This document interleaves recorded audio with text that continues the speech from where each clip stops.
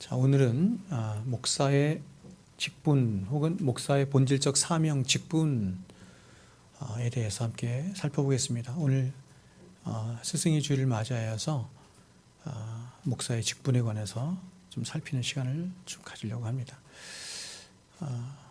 여러분, 예수님의 그리스도의 삼중직이 있죠? 그리스도의 삼중직을 뭐라고 하죠? 그리스도의 삼중직, 구약에서 말씀하는 그리스도가 되시는 삼중직, 이렇게 말하죠. 그리스도의 삼중직을 뭐라고 해요? 왕과 제사장과 선지자, 이렇게 말할 수 있어요. 그래서 자, 목사의 직분도 이러한 맥락에서 우리가 볼 수 있습니다. 그래서 왕과 제사장과 선지자적인 맥락에서 볼 수 있는데, 오늘은 그 중에서 제사장적인 측면에서 갖는 목사의 직분이 어떤 것일까라고 하는 것을 제가 좀 보려고 합니다. 제가 총신대학교 신학대학원을 졸업했습니다. 총신대학교 신학대학원을 졸업했는데, 총신대학교 신학대학원 교정에 가보면 큰 돌비석이 하나 있어요. 돌비석이 하나 있는데, 예전에는 한자로 되어 있었는데 지금은 아마 한글로 되어 있는 것 같아요. 근데 그 돌비석에 학교 교훈이 쓰여져 있습니다. 학교 교훈이 써져 있는데 5가지가 이렇게 쓰여져 있어요. 첫 번째는 뭐냐면 신자가 되십시오. 신자가 되라. 두 번째는 학자가 되라. 세 번째는 성자가 되라. 네 번째는 전도자가 되라. 다섯 번째는 목회자가 되라. 이것이 5가지입니다. 신자가 되고 학자가 되고 성자가 되고 전도자가 되고 목자가 되라. 이것입니다. 제가 처음 신대원에 들어가서 이 문구를 이렇게 보면서 학교의 교훈을, 그죠? 교훈을 보면서 참 목사는 아무나 하는 게 아니구나 하는 생각을 제가 했습니다. 목사는 아무나 하는 것이 아니구나. 목사는 하나님이 불러주시지 않으면 절대로 누구도 해서는 안 되는구나 하는 생각을 했고,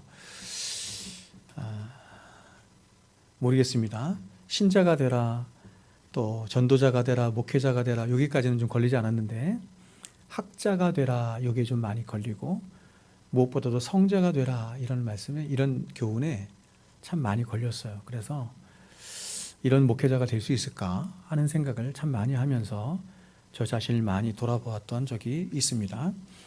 자, 여러분, 아까 말씀드린 것처럼 목사에게는 이 3가지 측면에서 볼 수가 있는데, 그래서 오늘 이 1시간의 말씀으로 목사는 누구이고, 또 목사가 갖는 어떤 본질적인 사명이 어떤 것이고, 이런 것들을 여러분에게 다 나눌 수는 없을 거예요. 그래서 그 중에서 한 가지 측면인 제사장적인 측면에서만 오늘 본문 말씀을 통해서 좀 보려고 합니다.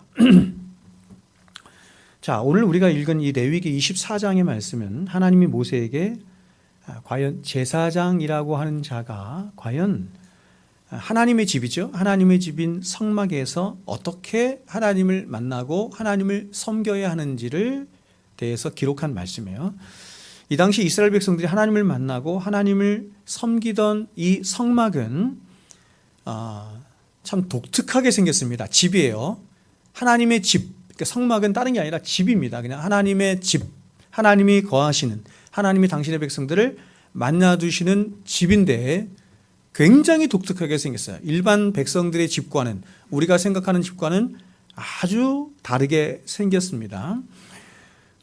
여러분, 제가 성막 설교를 통해서 여러분에게 설교했던 것처럼 하나님의 집인 성막은 어디에 거했냐면 이스라엘의 12지파가 동서남북의 3지파씩 이렇게 비치를 했어요.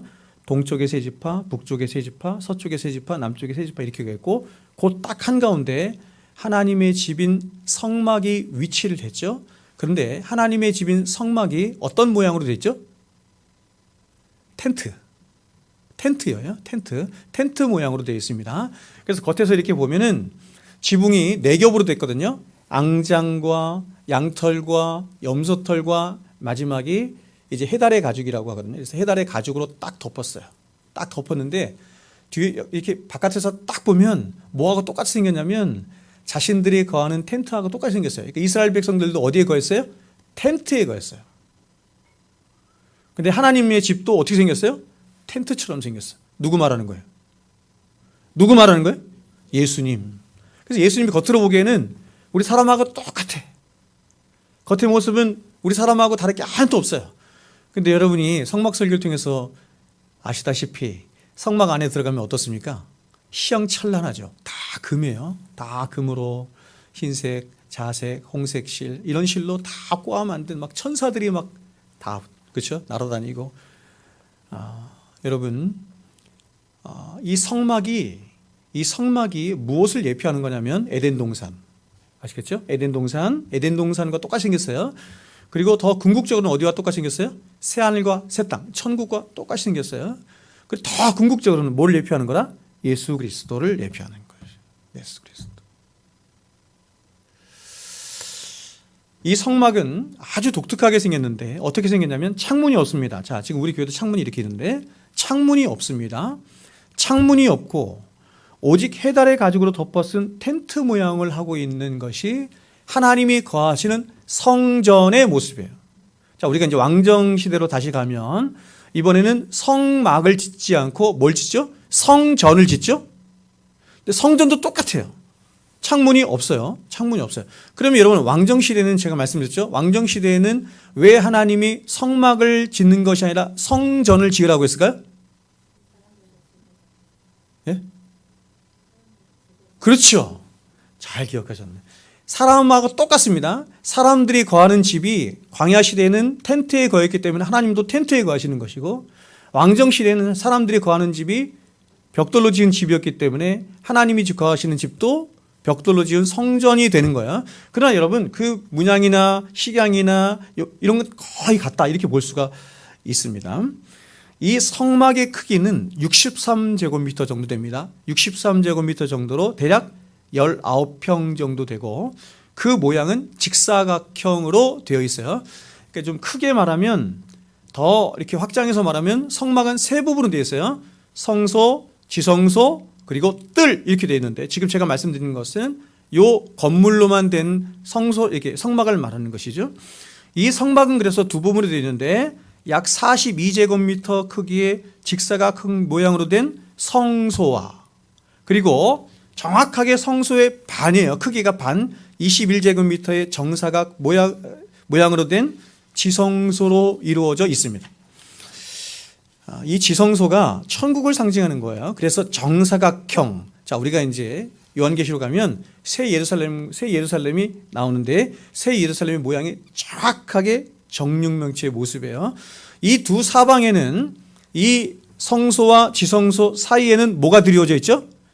휘장이 드리워져 있어요. 휘장이 드리워져 있습니다. 성소는 제사장들이 교대로 들어가서 섬기는 곳이었고, 그러니까 이 성소까지는 누구까지 들어올 수 있다? 제사장들까지 들어올 수 있다. 일반 백성들은 어디까지? 뜰까지. 그죠? 일반 백성 뜰까지. 자, 제가 말씀드렸어요. 신의 산을 이렇게 찍죠. 신의 산이 성막이에요. 신의 산이 하나님과 만나는 성막. 하나님이 이스라엘 백성을 만드신 성막인데 성막을 이렇게 눕혀놓으면 성막하고 똑같이 생겼다고 했어요. 그래서 이스라엘 백성들도 산 그 밑에까지만 올 수 있었고 제사장들과 장로들이 어디까지? 산 중소까지 올 수 있었고 오직 꼭대기에는 지성소에는 누구만 올 수 있어요? 모세만. 그렇죠? 똑같은 형태입니다. 성막 밖으로부터 들어오는 모든 불빛은 아까 말씀드린 것처럼 다 차단되었습니다. 다 차단돼서 성막에 딱 들어가면 칠흑 같았어요. 아무 해달의 가죽으로 다 덮었을 뿐만 아니라 창문도 없었기 때문에 완전히 칠흑 같았습니다. 그래서 제사장이 성막에 들어가서 성소와 지성소에 들어가서 하나님을 섬기고 하나님을 만나기 위해서는 또 다른 불빛이 필요했어요. 그래서 하나님이 그 불빛을 어떻게 피우고 어떻게 유지해야 하는지 가르쳐 주셨는데 그 임무를 누구만 담당했냐면 오직 대제사장인 이 아론만 감당을 했습니다. 자, 우리는 이 말씀을 통해서 오늘날과 같이 목사의 본질적 사명이 흐려지고 혼잡해진 이때에 과연 성경이 말씀하는 목사의 본질적인 사명이 어떤 것인지 분명하게 보게 됩니다. 자, 먼저 여러분, 구약의 제사장과 오늘날의 목사, 그리고 구약의 성전과 오늘날의 교회 사이에는 불연속성과 연속성이 함께 존재해요. 이 두 가지 균형을 갖는 게 굉장히 중요합니다. 이것은 이것뿐만 아니라 구약의 말씀과 신약의 말씀을 보는 것도 마찬가지예요. 구약의 말씀과 신약의 말씀은 신약의 그림자이기 때문에 연속성과 불연속성을 함께 갖고 있어요. 이걸 함께 봐야 돼요. 우리가 알다시피 구약의 제사장이나 성전뿐만 아니라 절기도 그렇고 제사법도 그렇고 다 마찬가지인데, 모든 구약의 사람 혹은 제도, 성전, 율법, 모든 것이 다 결국엔 뭐를 예표하죠? 예수 그리스도. 예수 그리스도를 예표해요. 따라서 그 실체이신 예수 그리스도가 오심으로 그 예표들은 어떻게 됐죠? 다 성취되었고 다 파기된 것입니다. 구약의 율법은 파기되었어요. 율법이 파기됐다라고 하는 의미를 잘 알아야 돼요. 그러므로 오늘날 목회자는 구약의 제사장도 아니고 선지자도 아니에요. 다시요. 오늘날의 목사는 구약의 제사장도 아니고 선지자도 아닙니다. 카톨릭 같은 데는 그렇게 말하지 않죠? 카톨릭 같은 데는 그렇게 말하지 않고, 구약의 제사장이 오늘날 그 사제와 거의 같이 이렇게 말합니다. 그러나 우리는 그렇게 말하지 않아요. 그러면 오늘날 목회자는 구약의 제사장도 선지자도 아닌데, 종교개혁자들이 말하고 성경이 말씀하는 것처럼 참 성전 되시고 참 제사장 되시고 참 선지자 되신 그리스도 예수 그분 안에 있는 모든 진실한 성도들이 누구냐? 제사장이고 선지자다. 이렇게 말할 수 있어요. 그러니까 종교개혁자는 그렇게 말하는 거예요. 이 말은 그리스도 안에 있는 모든 신자들은 이 세상을 향하여 제사장적인 직분으로 혹은 선지자적인 그런 사명과 위치를 가지고 서 있고 그 사명을 감당하는 자다. 이렇게 말하는 거예요. 여기까지 아멘 되세요? 그래서 성경은 이렇게 말했어요. 베드로전서 2장 5절에 보면 너희도 산돌같이 신령한 집으로 세워지고 예수 그리스도로 말미암아 하나님이 기쁘시게 받으실 신령한 제사를 드릴 거룩한 제사장이 될지라. 자, 신약의 교회들을 향해서, 신약의 성도를 향해서 너희들이 거룩한 제사장이 될지라. 베드로전서 2장 9절 말씀 유명한 말씀이죠. 이렇게 얘기해요.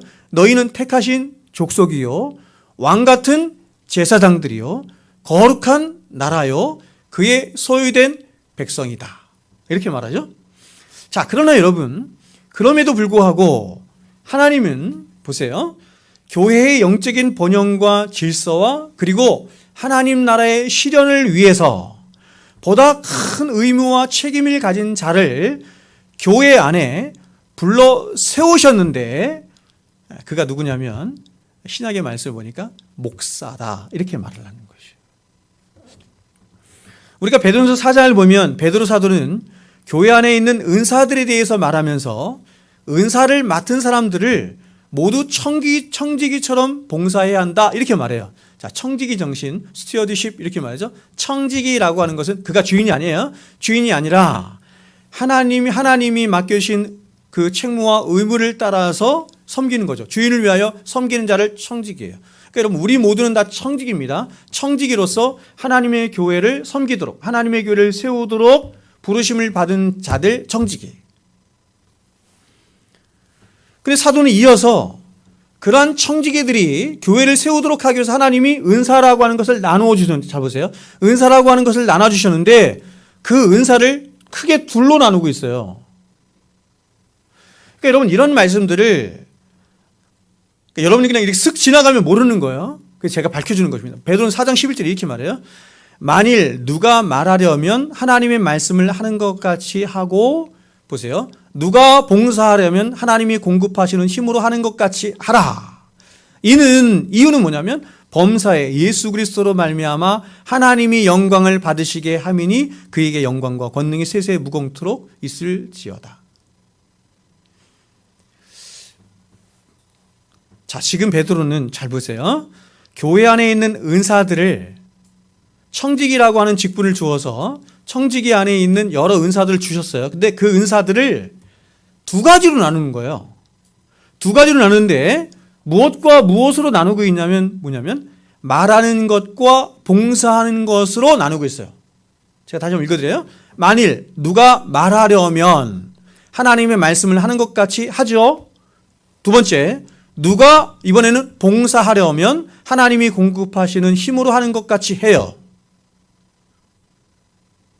근데 이 둘 다 청지기 정신 가지고 해야 된다는 거죠. 근데 그럼에도 불구하고 은사를 나눴어요. 지금 사도는 이렇게 말하는 것이에요. 여기서 말하는 것, 이거는 뭐냐면 말씀을 전하는 것, 말씀을 전하는 직분, 이렇게 말할 수 있어요. 그러니까 지금 사도는 말씀을 전하는 직분이든 봉사를 하는 직분이든 다 같이 교회를 세우고 하나님께 영광이 되도록 하기 위해서 하나님께로부터 세우심을 받은 바 된 직분이다, 이렇게 말하는데, 그런데 그럼에도 불구하고 사도는 애써서 일부러 이 직분을 둘로 구분해서 일부러 말하고 있는 거예요. 이유가 뭐냐면 그것은 하나님의 말씀을 전하는 일이란 바로 교회와 성도를 세우는 그런 교회의 가장 근본된 일로서 하나님이 특별히 부르셔서 세우신 직분이기 때문이에요.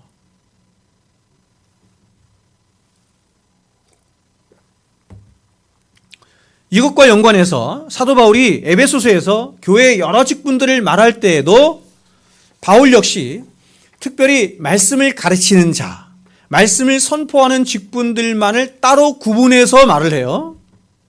직분들을 말할 때도, 자, 에베소 4장 11절 이렇게 말합니다. 보세요. 그가 어떤 사람은 사도로, 어떤 사람은 선지자로, 어떤 사람은 복음 전하는 자로, 어떤 사람은 목사와 교사로 세웠어요. 다 다섯 가지죠. 다섯 가지의 공통점이 뭐예요? 말씀 전하는 자. 이걸 이렇게 한 묶음으로 딱 일부러 구분시킨 거예요. 여러분, 목사라는 말은, 목사, 영어로는 패스터인데, 목사라는 말은 어원적으로 목자라는 의미를 가지고 있어요. 목사가 누구예요? 목자예요.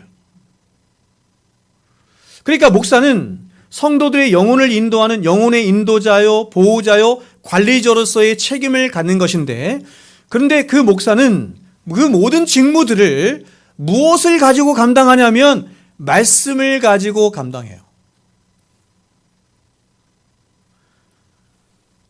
여러분, 교회를 세우는 일은 많잖아요.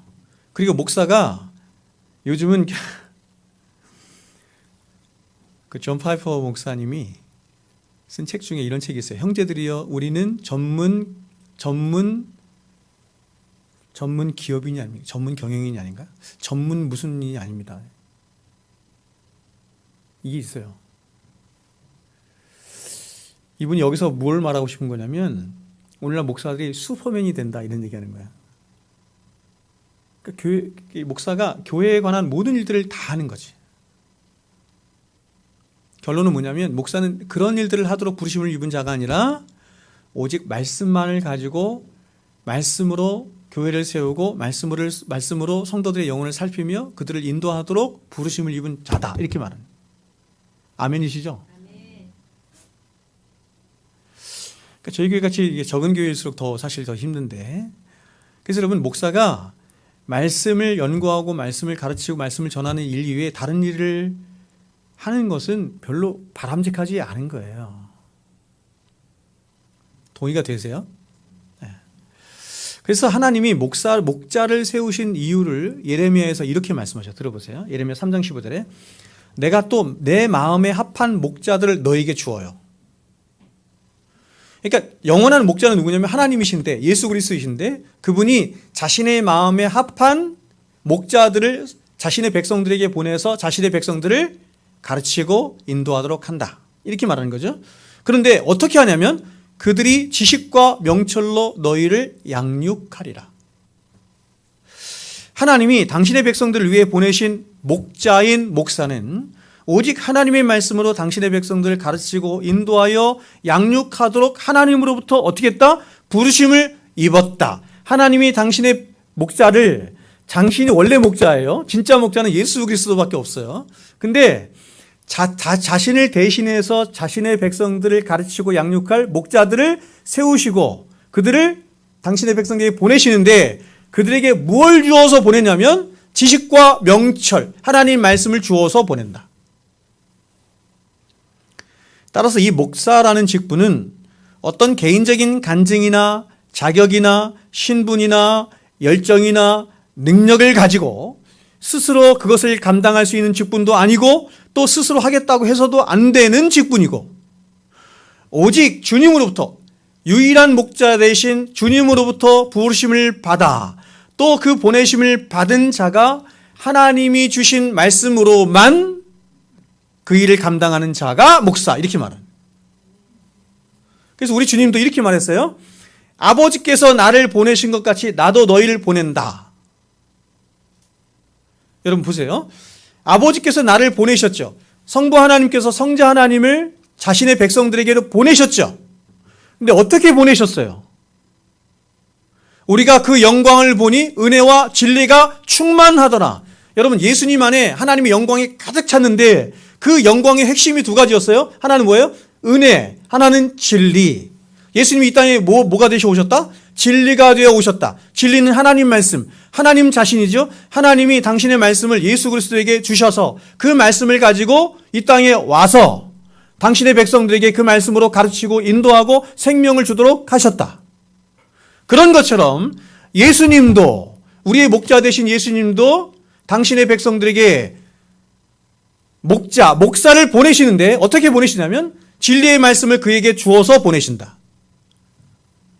되시죠? 따라서 위의 모든 말들을 종합해 볼 때 목사는 이 클라인의 말처럼 구약의 제사장과 같은 사람은 아니지만 그 제사장이 감당하였던 성소적인 소명이 그에게 특별히 주어졌다는 데는 의심의 여지가 없어요. 그렇죠? 그래서 목사가 뭐예요? 말씀도 전하고 목사가 성찬도 집례하고 목사가 세례도 주고 그러므로 목사 역시 구약의 제사장들처럼 그렇게 제사장들이 성소를 섬기던 그 정식이나 본질적인 사명감을 그대로 지닌 채 교회를 섬기고 교회를 세워나갈 수 있어야 하는 것입니다. 그렇다면 여러분 오늘 본문을 통해 보여주고 있는 목사의 본질적인 사명이란 어떤 것인지 한번 보겠습니다. 자, 두 가지를 크게 볼 텐데 가장 먼저 이것입니다. 오늘 본문을 통해 보게 되는 목사의 본질적인 사명은 뭐냐면 하나님이 그에게 주신 진리의 빛으로 교회를 섬기고 교회를 밝히도록 하는 데 있어요. 자, 우리가 앞서 살펴봤던 것처럼 하나님이 모세에게 명하여 세우라 하신 성막 보세요. 성막 안에 어떠한 창문도 없을 뿐만 아니라 해달의 가죽으로 지붕을 덮었기 때문에 외부로부터 어떠한 일체의 빛도 들어올 수가 없어요. 굉장히 독특한 구조죠. 그 제가 여러분에게 말씀을 드린 것처럼 그 옛날 우리 그 선배 목사님들은 이런 거를 굉장히 많이 생각을 했다고. 그래서 교회를 지을 때도 이 성막하고 거의 비슷하게 해서 직사각형으로 지은 거예요. 옛날 교회들 보면 다 직사각형으로 생겼죠. 요즘 다 이렇게 원형이잖아. 왜 여러분 원형의 원조가 어디냐면 이게 순복음교회인데 왜 원형으로 짓게 되는지 아세요? 원형으로 지으면 제일 많이 들어온대요, 사람들이. 근데 그런 실용주의적인 생각을 갖지 않고 우리의 앞선 믿음의 선배들은 어떻게 했냐면 성막을 생각한 거야. 성막이 이게 딱 직사각형으로 됐기 때문에 교회도 그렇게 지어야 되는 거야. 이게 우리가 생활해야 되는 이게 집이기 때문에 할 수 없이 창문을 냈지만 창문마다 다 제가 뭐 했댔어요? 커튼을 다 달았어요. 그 예배를 드릴 때는 다 막았지. 같은 구조예요.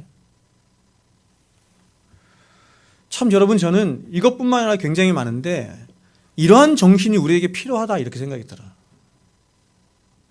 너무 지금은 교회가 실용주의로 가득 써. 실용주의로 가득하다는 얘기는 뭐냐면 포커스가 누구에게 맞춰져 있다? 사람에게 맞춰져 있다.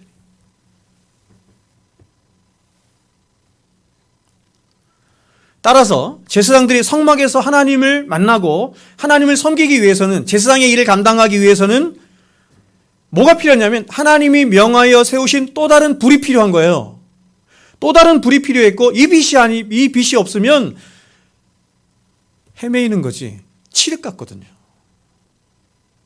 아무 일도 감당할 수가 없어요. 여러분 이 말은 오늘날 목회자가 하나님을 섬기고 성도들을 양육하며 교회를 운영해 나가려고 할 때 목회자는 오직 하나님이 명하여 주신 그 말씀으로만 교회를 섬길 수 있다. 그 말씀이 아니면 장님이에요. 그 말씀이 아니면 장님이가 아무것도 볼 수 없어요. 하나님의 어떤 영광도 볼 수 없는데 오늘날은 그 말씀이 아닌데도 하나님의 영광을 많이 본대. 이상한 거지. 여러분 생각해 보세요. 성막은 밖에서 볼 때 색깔도 이게 해달의 가죽이기 때문에 거무틱틱해. 거무틱틱하고 크기도 아주 초라해서 사람들의 눈길을 끌만한 것이 아무것도, 이사야 53장에서 말하는 것처럼 흠모할 만한 것이 아무것도 없는 예수 그리스도의 모습, 인간적인 모습. 뿐만 아니라 이 성막 안에는 아무런 빛도 들어올 수 없기 때문에 빛이 밝혀지지 않은 성막 안은 그야말로 칠흑 같았습니다. 그런데 이런 캄캄한 성막 안에 하나님이 명령하여 주신 등잔대가 있고 등잔대의 불이 켜지는 거예요. 그러자 드디어 그 불빛으로 말미암아 성막 안에 있는 온갖 금으로 만들어진 그 화려하고 아름다운 기구들과 홍색, 자색, 청색의 다양한 색깔로 짜진 휘장들이 화려한 모습을 드러내게 되는 거예요. 아까 말씀드렸지만 성막이 뭐를 예표한다고? 에덴 동산, 새하늘과 새 땅, 천국, 예수 그리스도. 하나님이 명령하여 주신 그 빛을 통해서만 뭘 볼 수 있다? 천국을 볼 수 있다. 하나님 명령하여 주신 그 빛을 통해서만 뭘 볼 수 있다? 우리의 구원자 되신 예수 그리스도를 볼 수 있다. 여러분 성막 안에 있는 여러 기구들과 기둥들과 각종 색으로 짜여진 휘장들을 한번 보세요. 이 모든 것들은요, 아무런 의미 없이 존재하는 게 아니에요. 이 모든 것들은 이스라엘 백성들을 위해서 존재하는 게 아니에요. 그들의 편의와 그들이 성막에서 먹고 마시고 잘 살도록 하기 위해 존재하는 게 아니에요. 이 모든 성막 안에 있는 기구들과 그 기구들 안에 새겨진 각종 문양들은 하늘의 비밀들을 담고 있는 거예요. 세상에서는 볼 수 없는 하늘의 비밀들을 하나님이 성막 안에 다 담아두셨어요. 바로 예수 그리스도의 인격과 그분의 속성과 그리고 그분의 고난당하심과 그분이 우리를 위하여 이루신 구속의 은총과 성령의 역사와 하나님의 거룩하심과 교회의 영원성, 이런 것들을 하나님이 이 기구들 안에 담아서 보여주시는 거예요. 근데 여러분, 이 모든 기구들이 특징이 하나 있는데 그것은 뭐냐면 다 뭐로 되어 있어요? 정금으로 되어 있어요. 영원한 것들이에요. 하나님이 금은 영원한 거잖아요. 야, 니도 여기서 영원한 것을 담아서 세상에는 영원한 게 없죠. 그리고 이 모든 기구들을 환하게 비추고 있는 등잔, 등대라고도 하고 등잔이라고, 촛대라고도 해. 이것 역시 뭐로 만들어졌죠? 황금으로 만들어요. 그래서 이걸 황금 등대 혹은 황금 등잔 이렇게 불러요. 이 말은 뭐냐면, 잘 보세요. 이 말은 어떤 뜻이냐면 황금처럼 결코 변하지 않는 진리의 말씀으로 비추죠. 그러니까 여러분, 황금 등잔으로 빛을 비춘다 이런 얘기는 뭐냐면 결코 변하지 않는 진리의 말씀으로 비춘다 이런 뜻이에요. 말씀으로 비출 때, 말씀으로만 교회를 섬기며 교회를 밝히 비출 때 비로소 하늘에 있는 모든 비밀들이 그 진리의 말씀으로 밝히 드러나게 된다. 이런 뜻이죠.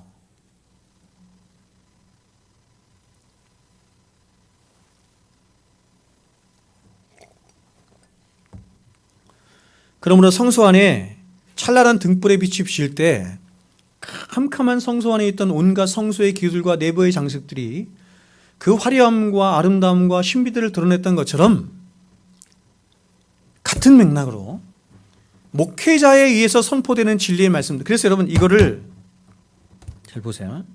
이게 같은 맥락이에요. 이 강단을 뭐라고 부르냐면, 강단을 어디에서 갖고 온 거냐면 지성소에 있는 법궤예요. 왜요? 법궤에 하나님이 임재하셔서 거기서 말씀하시잖아요. 같은 구조입니다. 같은 구조예요. 자, 여러분, 그렇다고 해서 이게 성전이라는 얘기는 아니에요. 성소, 지성소. 아시겠어요? 그런 구조라는 얘기야. 그렇다고 해서 이게 성전이나 성소는 아니야. 아니 이 연속성과 불연속성을 아시겠나?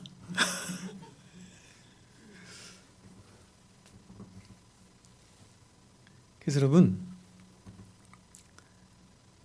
성소 안에 불이 밝혀질 때 모든 아름다움과 신비들이 다 드러나는 것처럼 목회자에 의해서 선포되는 진리의 말씀들이 구석구석을 밝히고 더 나아가서 성도들의 모든 영혼을 찔러 쪼갤 때 무지함 가운데 헤매이던 성도들이 깨어나게 되고 죄로 인해 감추어 있던 모든 하늘의 비밀들, 그 신비들, 그 진리의 영광들이 드러나게 되는 거예요.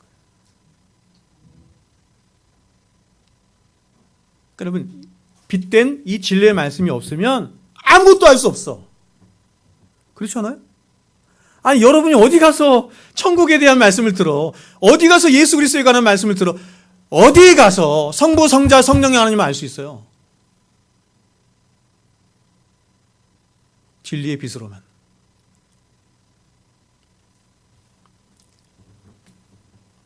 그러므로 하늘로부터 부르심을 입은 목회자가 지닌 가장 중요한 직무가 뭐냐면 이것이에요. 진리를 탐구하고 진리를 연구함으로 그 자신부터가 진리의 사람이 되는 거야. 진리의 사람이 된다는 것은 진리를 사랑하고 그 진리에 부합한 삶을 살아가기 위해서 자기 부인의 삶을 사는 것. 그리고 더 나아가서 자신 안에 있는 진리에 대한 충만한 지식으로 교회와 성도들을 진리의 빛 가운데로 인도하는 삶을 사는 자가 누구냐? 그 자가 목사예요. 그러므로 여러분, 목회자는 때로 뛰어난 학자일 수도 있고 그렇지 않을 수도 있어요. 때로 뛰어난 행정가가 될 수도 있고 그렇지 않을 수도 있으나 그가 만일 두 가지에 부합한 삶을 살지 못한다고 하면 그는 목사가 되면 안 돼. 첫 번째는 뭐냐면 여기 안에 있는 모든 회중들보다 주님을 더욱더 뜨겁게 사랑한 사람이어야 하고, 첫 번째. 두 번째는 뭐냐면 여기 있는 모든 회중들보다 진리에 가장 능한 사람이 되어야 돼. 목사님, 제가 목사님보다 주님을 더 사랑하는 것 같은데. 그런 사람 못 있어요. 하나님 딴 데로 옮겨.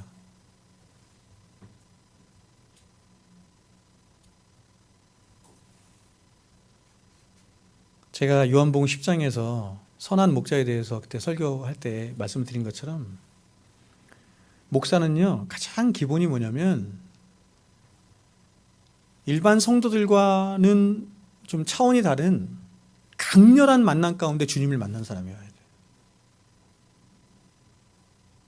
여러분 다 주님 만났죠? 여러분도 다 주님 만났지만 목사도 주님을 만났는데 목사가 만난 주님의 그 강렬한 빛과 여러분이 만난 빛은 좀 달라요. 기분 나빠요? 아니 그래야 목사가 될 수 있겠지.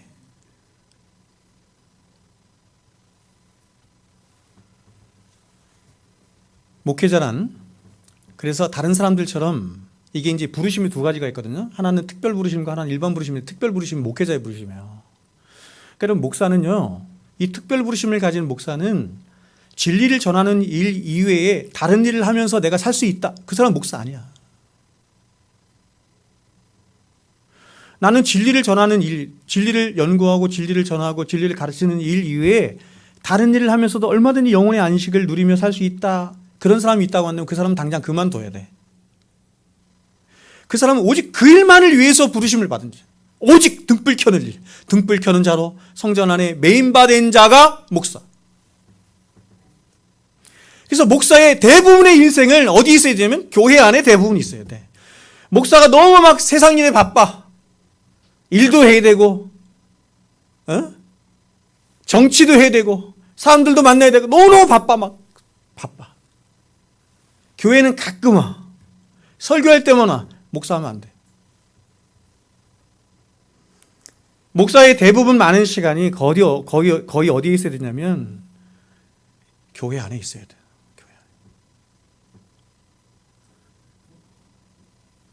굉장히 외로운 일입니다, 여러분. 여러분 회사에 가면 막 사람들도 있고 막 바쁘게 움직여다. 저는 여기 오면 혼자예요. 혼자 하면 좋을 것 같아요? 굉장히 고독해요.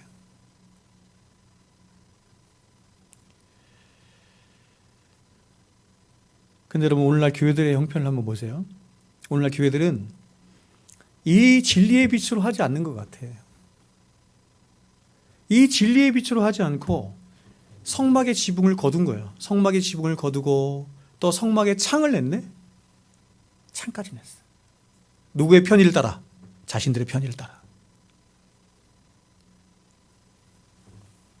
그래서 성막 안에 들어온 세상의 빛으로 불을 밝히려고 하는 거예요. 교회의 불을 밝히려고 하는 거예요. 오늘날 우리가 사는 이 세상은 포스트 모더니즘이 지배하는 세상으로 절대 진리를 거부하는 시대입니다. 그러니까 포스트 모더니즘의 가장 중요한 특징이 뭐냐면 절대 진리가 없다 이런 뜻이야. 너도 옳고 나도 옳아. 너도 옳고 나도 옳아. 근데 그 옳은 게 뭐냐면 옳은 것의 기준이 뭐냐면 행복이에요. 그럼 행복은 무엇으로 가죠? 사람들은 느낌이야. 그래서 이 포스트 모더니즘의 가장 중요한 이 단어가 뭐냐면 자아이고 느낌이에요. 내 자아가 뭘 느끼느냐.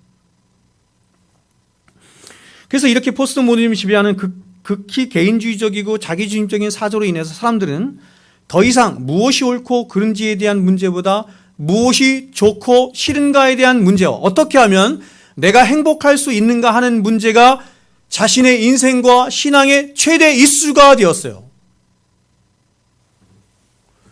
사람들은 교회에 왜 가는 줄 아세요? 사람들은 여러분들 교회에 왜 왔어요? 어떤 교회를 찾으세요? 사람들은 어떤 교회를 찾을까요? 내가 다니고 싶은 교회는 어떤 교회일까요? 대부분의 사람들은 어떤 교회를 찾냐면 내가 그 교회 가서 행복할 수 있는 교회야. 내가 만족할 수 있는 교회예요. 교회의 가장 중요한 표지가 거룩이거든요. 세상과 구별된 거룩. 그래서 이 거룩을 지켜내는 진리의 말씀이 얼마나 선포되는가라고 하는 것이 교회의 가장 중요한 표지. 거룩성, 사도성, 진리성. 근데 사람들은 다 교회에 가서 행복하고 싶어 하기 때문에 그런 것들은 관심도 없어. 교회에서 나를 행복하기 위해서 어떤 프로그램이 진행되는가? 어떤 말씀이 나를 행복하게, 거기에만 관심이 있는 거예요.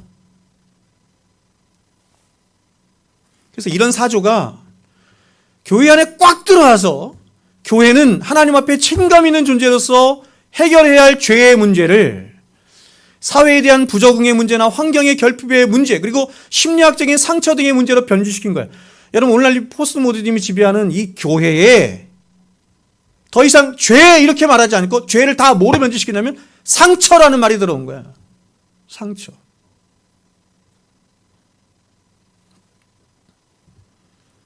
또한 우리 영혼의 구원의 문제를 어떻게 변주시켰냐면 인간의 자아 성취, 인간의 자아를 온전히 실현함으로 자신들이 원하는 행복에 이르는 것, 그걸 구원이라고 말하기 시작했어요.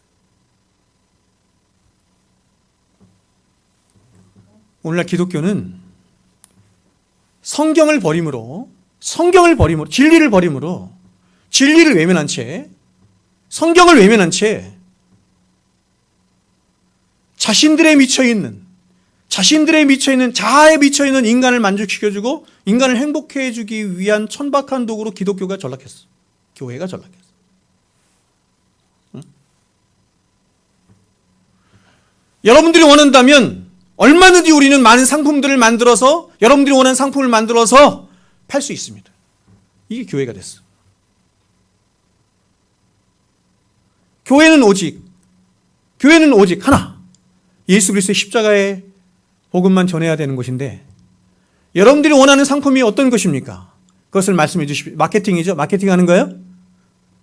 그것들을 우리가 얼마든지 만들어서 여러분에게 드리겠습니다.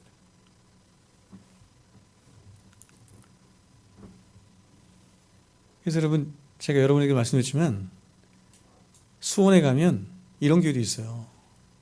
성도들 예배를 딱 가면 예배가 6개인가 7개인가 진행이 돼. 예배가 한 번에 같은 시간에. 무슨 얘기냐면 자기 입맛에 맞는 자기가 원하는 예배를 선택해서 가라는 거예요. 예배가 다양한 예배가 있는 거죠. 여러분 예배가 다양한 예배가 있을 수 있어요? 말씀이 다양한 말씀이 있을 수 있나요? 목사도 다양한 목사가 있는 건가요? 제가 여러분에게 늘 말씀드렸지만 찬양 목사, 행정 목사 성경에 있어요 없어요? 그런 게 어디 있어요 여러분? 목사라고 하는 말 자체에 이미 그의 정체성이 딱 박혀 있는 거라니까요. 진리를 전하는 자. 행정이 필요하면 행정가를 두면 돼.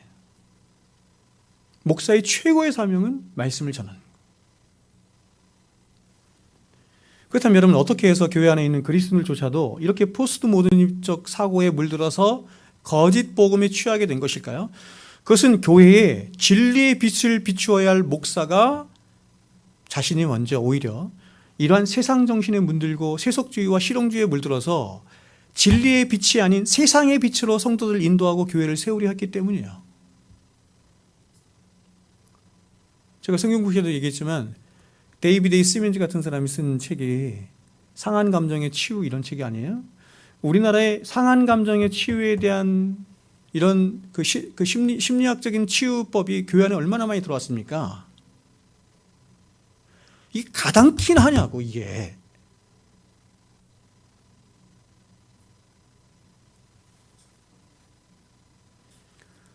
이게 여러분 세상 빛이잖아요 다.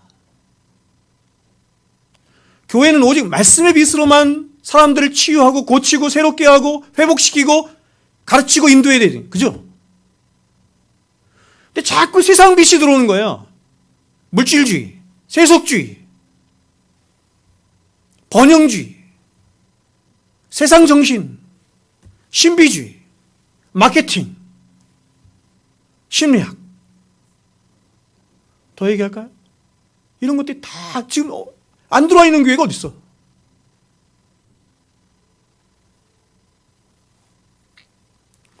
자, 여러분 우리는 18세기 교회사를 통해서 이러한 귀중한 교훈을 얻어요.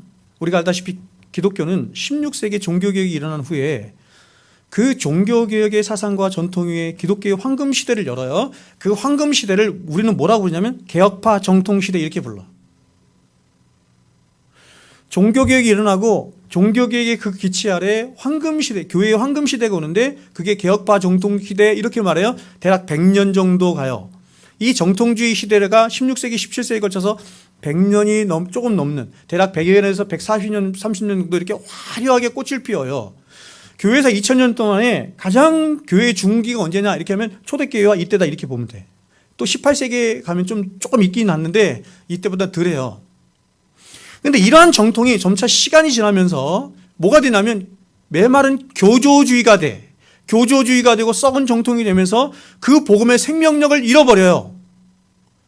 그러자 18세기 독일의 할레 대학을 중심으로 어떤 캐치프레이즈를 걸어요. 이게 뭐냐면 살아있는 신앙, 새로운 삶이라는 캐치프레이즈를 내걸고 뭐가 등장해요. 그게 뭐냐면 경건주의예요. 들어보셨죠? 경건주의.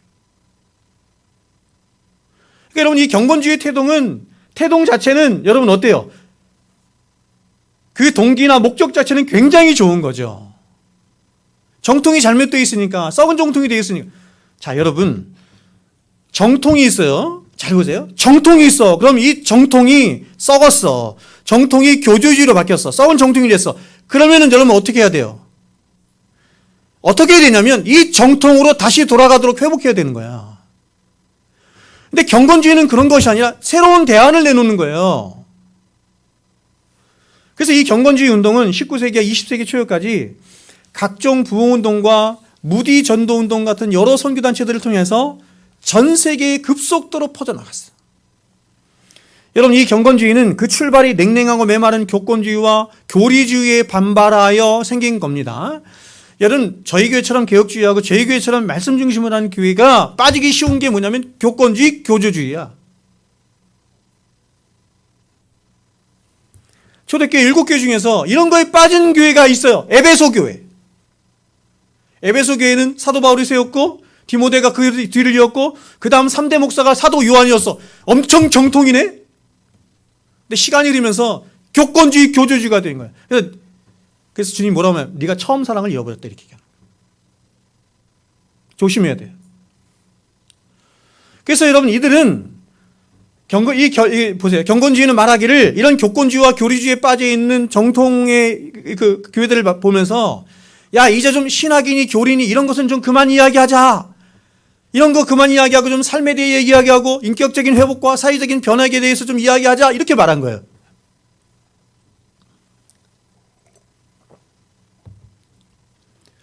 따라서 결국 경건주의는 어디로 올라가냐면 감성에 의존한, 감성에 치중한 신앙운동으로 변질되는 거예요.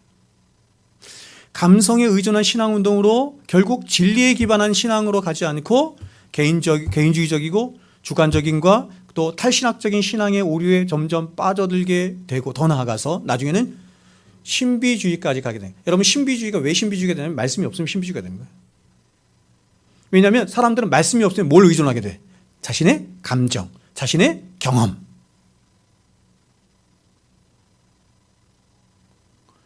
제가 사람들하고 상담하면 자꾸 사람들은 자기가 뭘 봤다는 거야, 뭘 경험했다는 거야. 여러분, 사람이 뭘 보고 경험하는 건 다 죄성 안에서 보고 경험하는 거예요. 다 왜곡된 거예요. 저와 여러분이 의지할 것은 오직 하나밖에 없어요. 순결한 진리의 말씀밖에 없는 거예요. 그래서 이 진리의 말씀이 사라지면 자꾸 뭐만 남냐면 인간적인 것만 남는 거예요.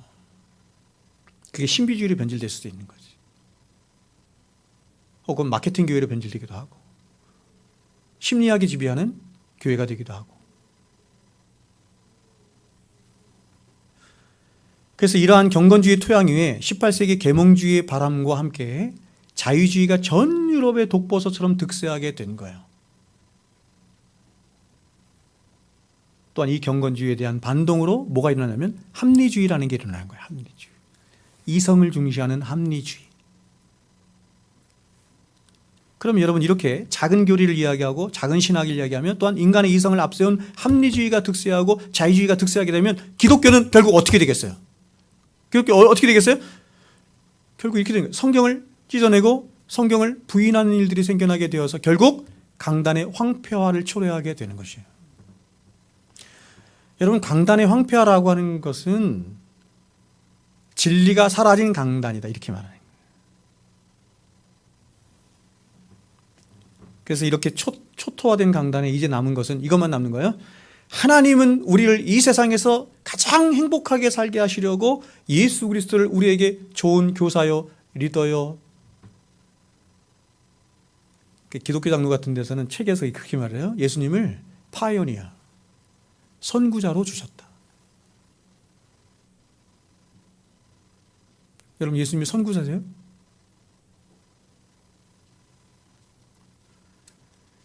여러분, 교회가 진리의 기둥과 터이며, 또한 목사가 진리를 전하는 자, 그죠? 성경이 명시하잖아요.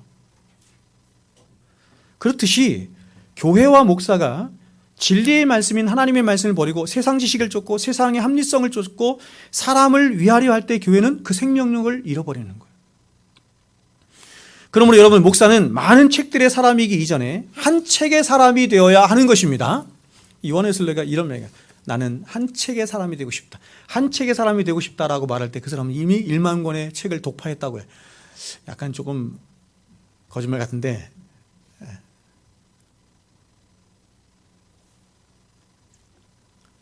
따라서 목사가 한 책을 사랑하고 그 한 책을 위해 존재하는 사람이 아니라고 한다면 그의 권위는 단지 종교적인 허세에 불과한 권위가 되고, 그는 결국 종교를 팔아서 자신의 배를 채우는 타락한 한 종교적 직업인에 불과한 사람이 되는 거예요.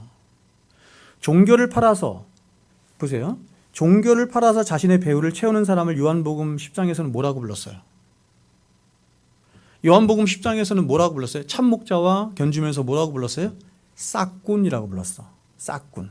거긴 두 저기가 등장해요. 하나는 뭐냐면 도둑놈. 내가 온 것은 양으로 생명을 얻게 더 풍성히 겪겠는데 도둑이 온 것은 이렇게 도둑놈이 있어요.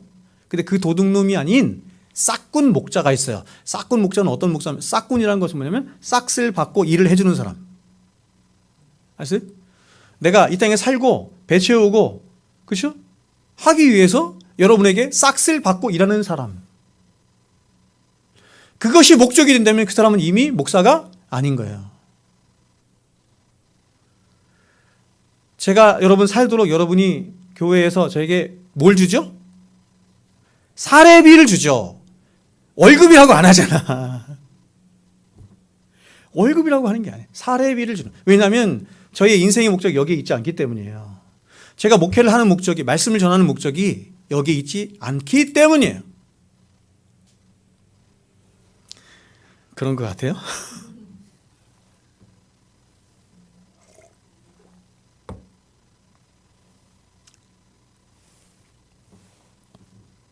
사례비를 책정할 때 그래서 교회의 크기와 유무와 상관없이 목사가 살 수 있을 만큼만 주면 돼. 과도하게 주는 것도 잘못이고 적게 주는 것도 잘못이야. 두 번째로 오늘 본문을 통해 말씀하시는 목회자의 본질적인 사명은 뭐냐면 바로 성령의 사람이 되어서 철저하게 자기 자신을 부인하는 삶을 사는 자가 되어야 한다는 것입니다. 2절 보세요. 이렇게 말해요. 이스라엘 자손에게 명령하여 불을 켜기 위하여 감람을 찧어낸 순결한 기름을 네개로 가져오게 하여 계속해서 등잔불을 켜 둘지며. 여러분 오늘 본문은 성막 안에서 불을 켜는데 뭐가 사용되고 있냐면 감람유가 사용되고 있어요. 여러분 보통 성경에서 기름을 붓는다 이렇게 얘기하죠. 기름을 얘기하고 기름을 붓는다 이렇게 얘기해요. 기름은 뭘 상징하죠? 성령을 상징하죠. 어리석은 다섯 처자가 기름을 준비를 못했네? 그렇죠? 성령을 상징해요. 그리고 기름을 부은다라고 하는 건 뭘 상징해? 선택한다 이래요. 하나님이 선택하신다. 그러니까 기름 부어 세운다 이런 게 뭐냐면 하나님이 성령을 통하여 이 사람을 당신의 종으로 세우셨다 이런 뜻이죠. 이것은 성전을 밝히는 목회 사역이 오직 순수한 성령의 역사를 통해서만 가능해. 그래서 설교를 한다라고 하는 것은 티칭이 아니에요. 설교를 하는 것은 굉장히 어려운 작업이에요. 굉장히 어렵고 신비스럽고 그런 작업이에요. 왜냐하면 하나님이 이 사람 전체를 다 사용하셔서 말씀하시거든요. 그러니까 내가 이 말씀을 준비하기 위해서 3박 4일 동안 50시간 동안 내가 공부해서 연구했어. 그걸로 안 돼요. 왜냐하면 그 사람이 성령의 사람이 아니라고 한다면 그 말씀은 공허한 메아리가 되기 때문에.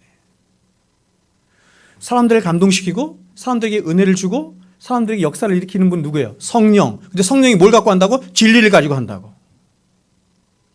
그 두 가지가 다 필요한 거죠. 하나는 진리의 사람이 되어야 되고 또 하나는 성령의 사람이 되어야 돼요.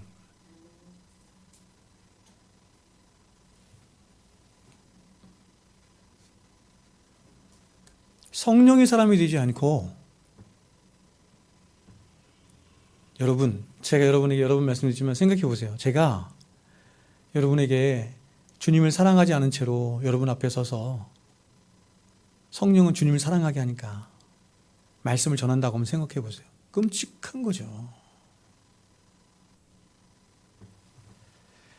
여러분 보세요. 목사는 하나님의 진리의 말씀으로 성도들을 거룩한 삶으로 인도하도록 부르심을 입은 자입니다. 그런데 이 목회자가 성도들을 참된 신앙으로 인도하기 위해서 가장 기본적으로 갖추어야 할 것이 무엇일까? 이것은 여러분 똑같아요.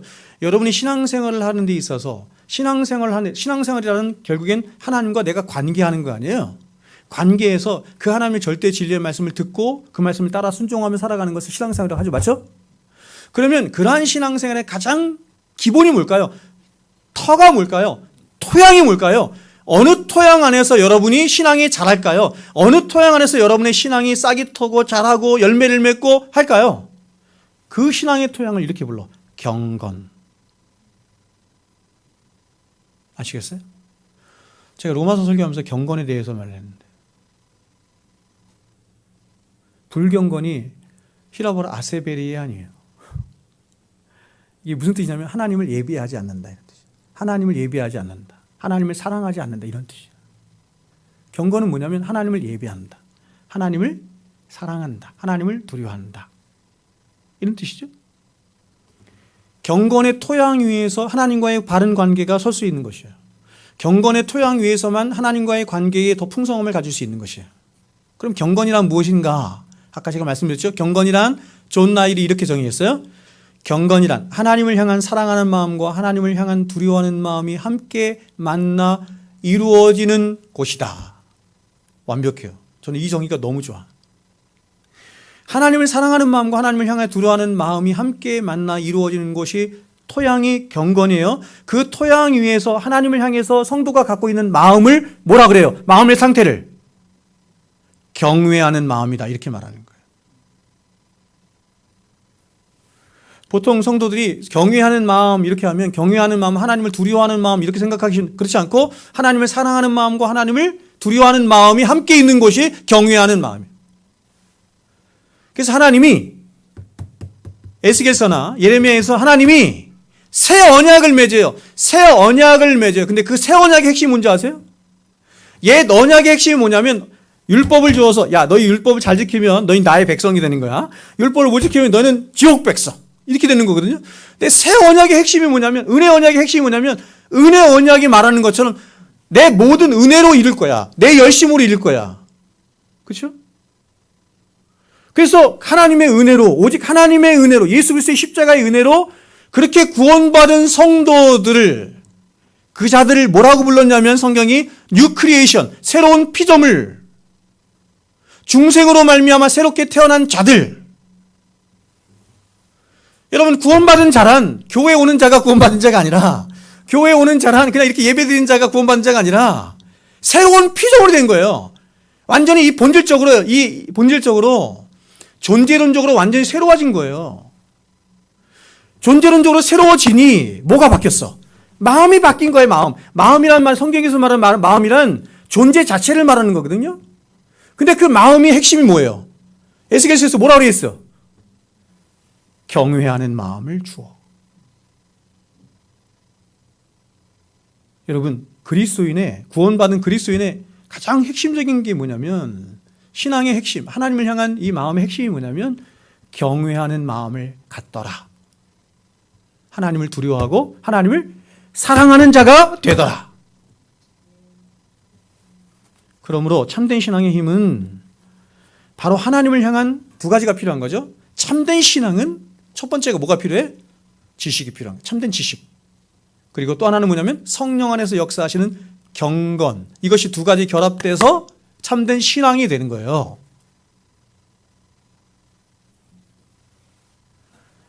여러분 이런 사람 봤어요? 어떤 사람 막 교리를 줄줄 외워. 막 성경을 막 69절, 189절 막 엄청 외워. 근데 아무리 봐도 저 사람은 별로 경건하지가 않아. 이유가 뭐냐면 이 성령의 사람이 안 돼서 그래요. 진리만으로는 안 돼요. 사람을 보세요. 사람을 중생케 하고 사람을 하나님 백성으로 만들고 더 나아가서 그 사람을 끊임없이 하나님의 사람으로 주님을 닮아가는 거룩한 백성으로 빚어가는 일 또한 누가 한다? 성령께서 하시는데 그 성령님이 무엇을 가지고 하신다? 다른 것 가지고 안 해요. 오직 말씀만 갖고 한다. 이 두 가지가 필요한 거예요. 그러므로 목회자는 이 성령의 역사를 위한 자기 깨어짐의 자리로 나가지 않으면 하나님을 아는 지식도 자신을 교만하게 할 뿐만 아니라 그 전해지신 지식 또한 공허한 메아리가 되어서 허공을 치게 되는 거예요. 여러분 오늘 성경은 성막을 밝히는 데 사용되는 기름을 이렇게 말해요. 감람을 찌어낸 순결한 기름 이렇게 말하죠. 여러분 여기서 눈길을 끄는 한 단어가 뭐냐면 찌어냈다 이런 단어예요. 찌어냈다. 이게 히브리어로 카티드입니다. 이 카티드는 부수어, 빠다, 깨뜨리다 등의 의미를 가진 동사 카타드에서 온 파생한 수동 분사형 동사예요. 당시 이스라엘 백성들이 기름을 추출하는 방법은 크게 두 가지가 있었는데 먼저 하나는 뭐냐면 감람나무 열매를 절구에 넣고 찢는 것이에요. 첫 번째. 두 번째는 뭐냐면 압착기 같은 것으로 눌러서 기름을 추출하는 방법이었어요. 이 당시에 휴롬이 있었으면 좋았을 것 같아요. 압착기.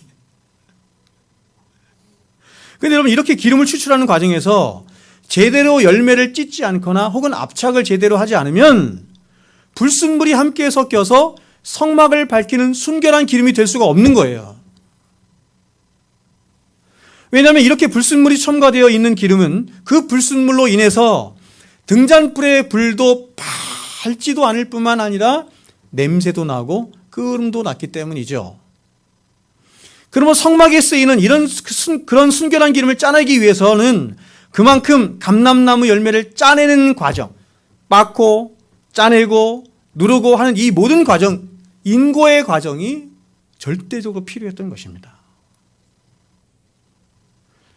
마찬가지로 여러분의 신앙도 마찬가지지만 목회자가 전하는 주의 말씀이 교회를 밝게 하고 성도들의 영혼을 깨우는 참된 말씀이 되고 살아있는 능력의 말씀이 되기 위해서는 두 가지가 필요한데, 첫 번째는 뭐냐면 이렇게 감람나무 열매를 찍고 짜내는 일처럼, 이 일을 여러 번 반복해야 하는 것처럼 주의 말씀을 연구하고 오랜 시간 동안 집요하도록 연구하고 공부하고 하는 일이 필요한 것이고, 첫 번째는. 두 번째는 뭐냐면 자기 자신을 부인하는 그런 삶을 살아갈 때 비로소 순결한 기름이 나올 수 있는 거예요.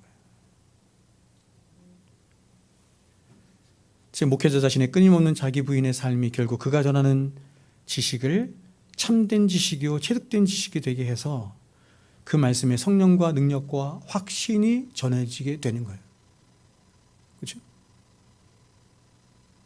내가 말과 혀로만 하지 않고 능력과 성령과 확신 가운데 전하되게 하죠.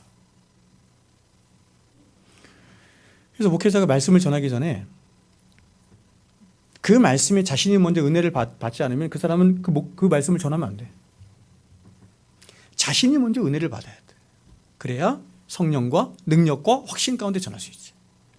오랜 시간 동안 그 말씀을 전하기 위해서 연구하고 짜내고 고민하고 자기 부인하는 그런 인고의 삶이 없으면 말씀을 전할 수가 없어.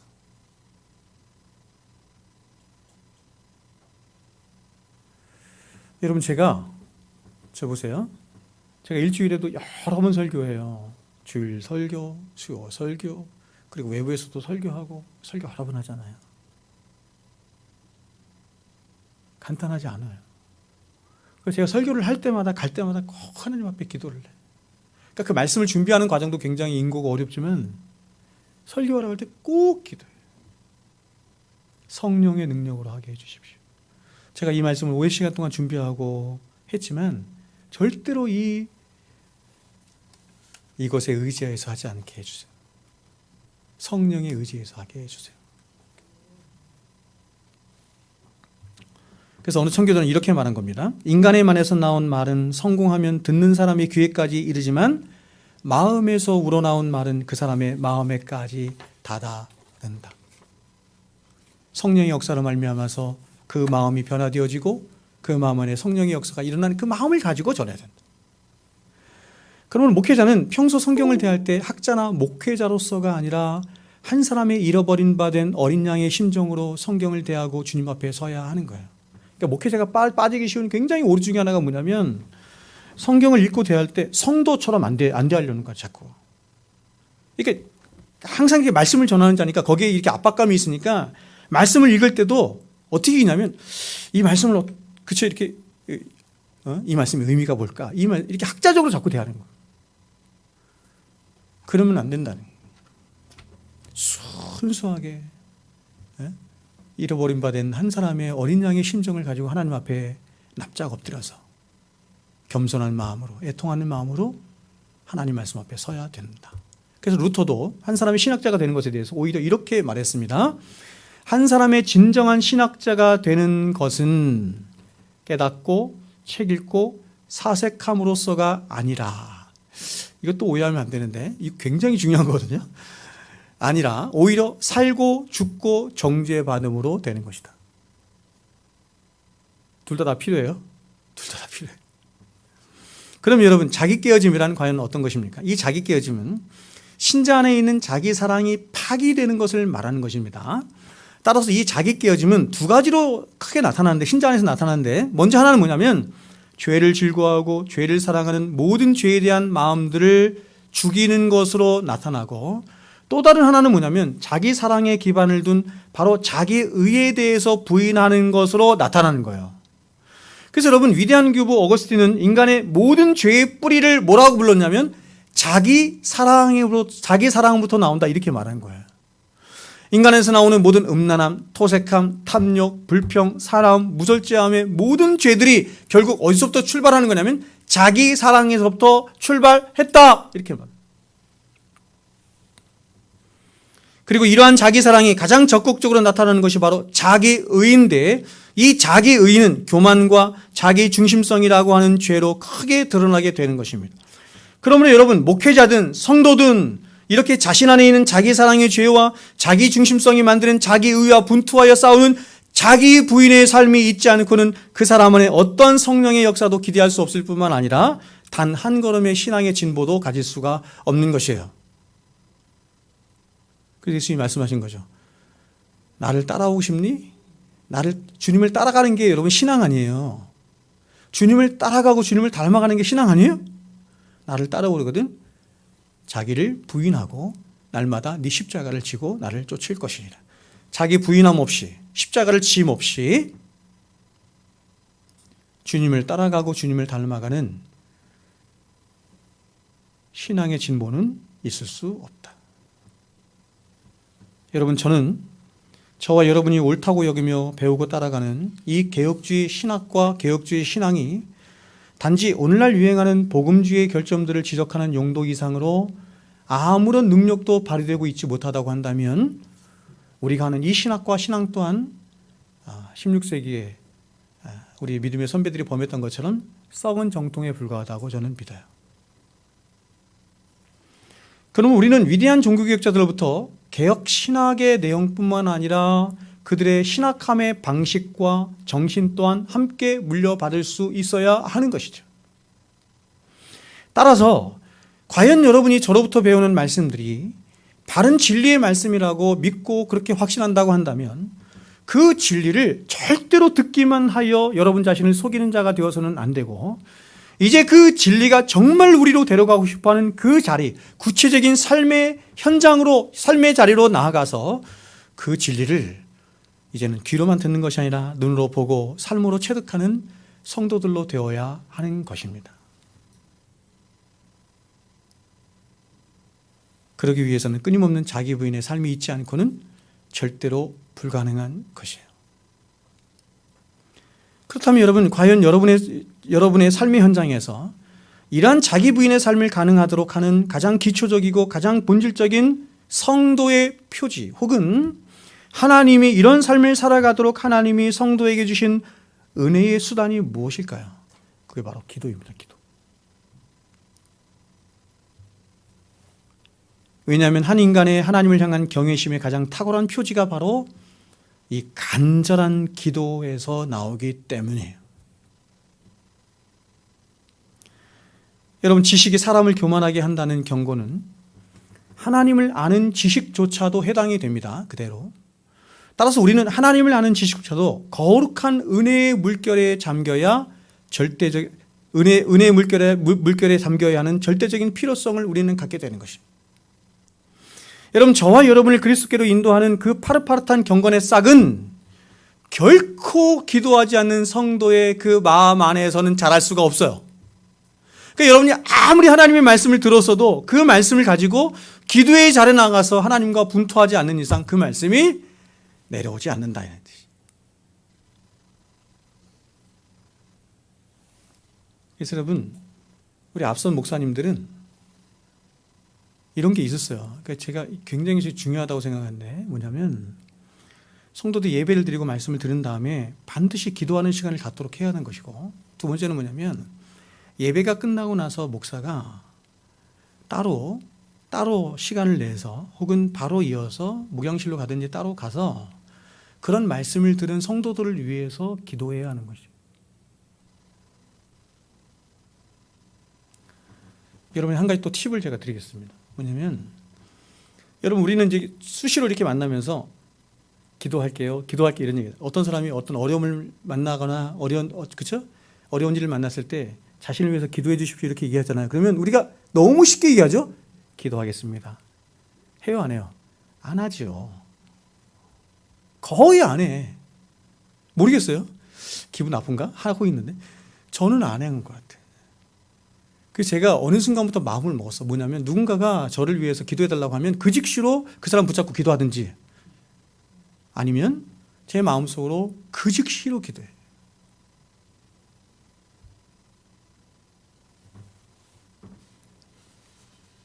그래서 여러분, 이런 말이 있어요. 철학은 진리에 관해서 말하고 신학은 그것을 보여주지만 기도는 그것을 누리게 한다.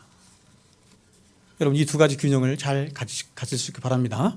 하나님의 진리의 말씀과 기도, 골방기도 꼭 하셔야 돼요. 말씀 맺겠습니다. 17세기 경건하고 박식한 청교도 존 오웬은 하나님이 목회자를 세우신 그 경륜에 대해서 이렇게 말을 하였습니다. 하나님께서 교회의 목회자를 세우신 것은 성도들이 그를 통하여 참으로 신자가 되는 것이 무엇인지를 알고 깨닫고 볼 수 있도록 하기 위함이다. 저는 여러분 이런 말, 오웬의 말이나 백서의 말이나 이런 말들을 제가 볼 때마다 참 그걸 느껴요. 내가 과연 목사인가 하는 생각을 많이 해요. 저는 이런 문구가 너무 어울리지 않는 사람이에요. 그래서 여러분 저는 나이가 들면서 크게 깨닫는 것 중에 하나가, 목회를 하면서 깨닫는 것 중에 하나가 뭐냐면 이것이에요. 하나님이 저에게 보내주신 여러분을 목양하는 것보다 제일 힘든 자가 누구냐면 바로 나다. 나를 목양하는 것이 세상에서 제일 힘들다. 나를 목양하지 않고는 여러분을 목양할 수 없다.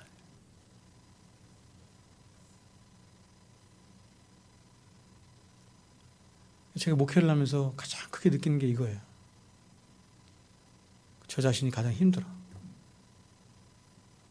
그리고 목양되지 않은 저 자신을 통해서 흘러나가는 진리의 말씀으로 황폐된 여러분의 영혼을 볼 때가 많아. 여러분의 영혼의 형편은 누구에게 달려있냐면 저의 영혼의 형편에 달려있어요. 진실이에요. 그게 제가 제 마음을 지키지 못하고 제 영혼의 형편을 지키지 못하고 제 경건을 지키지 못하면 그런 저의 인격과 삶을 통해서 나오는 하나님의 말씀이 여러분을 참된 경건에 이르지 하지 못하고 자꾸 황폐하도록 만들어요. 제가 자꾸 입을 닫고 말을 안 하지만 그런 일들이 저는 많이 있다고 하는 것을 제가 솔직히 고백해요. 그래서 여러분이 저를 위해서 기도해 주셔야 되는 게 이거예요. 하나님, 우리 목사님이 진리의 사람이 되게 해주십시오. 첫 번째. 두 번째는 뭐냐면 하나님, 우리 목사님이 참된 경건에 이르는 사람이 되게 해주십시오. 두 가지. 그래야 그런 저와 저로부터 흘러나오는 하나님의 말씀의 꼴을 여러분이 먹고 생명을 얻고 참된 양식을 누릴 수가 있는 것이에요. 아시겠죠? 그렇게 기도 부탁드립니다. 기도하겠습니다.